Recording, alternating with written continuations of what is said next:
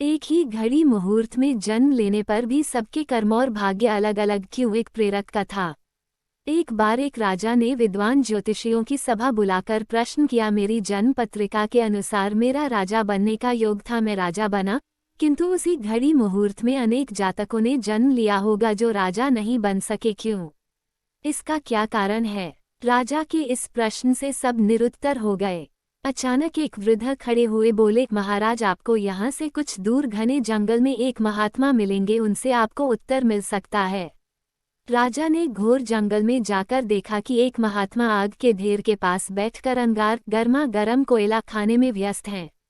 राजा ने महात्मा से जैसे ही प्रश्न पूछा, महात्मा ने क्रोधित होकर कहा, तेरे प्रश्न का उत्तर आगे पहाड़ियों के बीच एक और महात्मा है, वे दे सकते हैं। राजा की जिज्ञासा और बढ़ गई। पहाड़ी मार्ग पार कर बड़ी कठिनाइयों से राजा दूसरे महात्मा के पास पहुंचा। राजा हक्का बक्का रह गया। दृश्य ही कुछ ऐसा था, वे महात्मा अपना ही मांस चिमटे से नोच नोच कर खा रहे थे। राजा को महात्मा ने भी डांटते हुए कहा, मैं भूख से बेचैन हूँ, मेरे पास समय नहीं है। आगे आदिवासी गांव में एक बालक जन्म लेने वाला है, जो कुछ ही देर तक जिंदा रहेगा। वह बालक तेरे प्रश्न का उत्तर दे सकता है। राजा बड़ा बेचैन हुआ। बड़ी अजब पहेली बन गया मेरा प्रश्न। उत्सुकता प्रबल थी। राजा पुनः कठिन मार्ग पार कर उस गांव में पहुंचा। गांव में उस दंपति के घर पहुंचकर सारी बात कही। जैसे ही बच्चा पैदा हुआ, दंपति ने नाल सहित बालक राजा के सम्मुख उपस्थित किया। राजा को देखते ही बालक हंसते हुए बोलने लगा, राजन, मेरे पास भी समय नहीं है, किंतु अपना उत्तर सुन लो। तुम, मैं और दोनों महात्मा 7 जन्म पहले चारों भाई राजकुमार थे। एक बार शिकार खेलते खेलते हम जंगल में 3 दिन तक भूखे प्यासे भटकते रहे। अचानक हम चारों भाइयों को आटे की एक पोटली मिली। हमने उसकी 4 बाटी सेन की। अपनी अपनी बाटी लेकर खाने बैठे ही थे कि भूख प्यास से तड़पते हुए एक महात्मा वहां आ गए।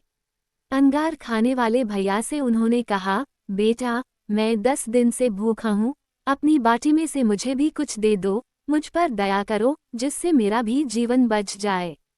इतना सुनते ही भैया गुस्से से भड़क उठे और बोले, तुम्हें दे दूंगा तो मैं क्या खाऊंगा आग, चलो भागो यहाँ से। वे महात्मा फिर मांस खाने वाले भैया के निकट आए, उनसे भी अपनी बात कही, किंतु उन भैया ने भी महात्मा से गुस्से में आकर कहा कि बड़ी मुश्किल से प्राप्त ये बाटी तुम्हें दे दूंगा तो क्या मैं अपना मांस नोचकर खाऊंगा। भूख से लाचार वे महात्मा मेरे पास भी आए, मुझसे भी बाटी मांगी, किंतु मैंने भी भूख में धैर्य खोकर कह दिया कि चलो आगे बढ़ो, मैं क्या भूखा मरूं। अंतिम आशा लिए वो महात्मा, हे राजन, आपके पास भी आए, दया की याचना की। दया करते हुए खुशी से आपने अपनी बाटी में से आधी बाटी आदर सहित उन महात्मा को दे दी।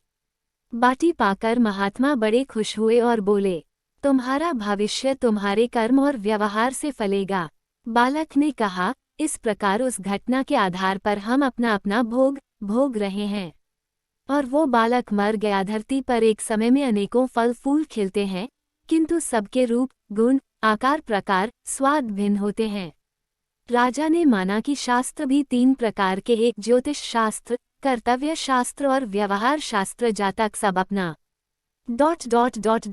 किया दिया लिया ही पाते हैं। यही है जीवन। गलत पासवर्ड से एक छोटा सा मोबाइल नहीं खुलता। तो सोचिए, गलत कर्मों से जन्नत के दर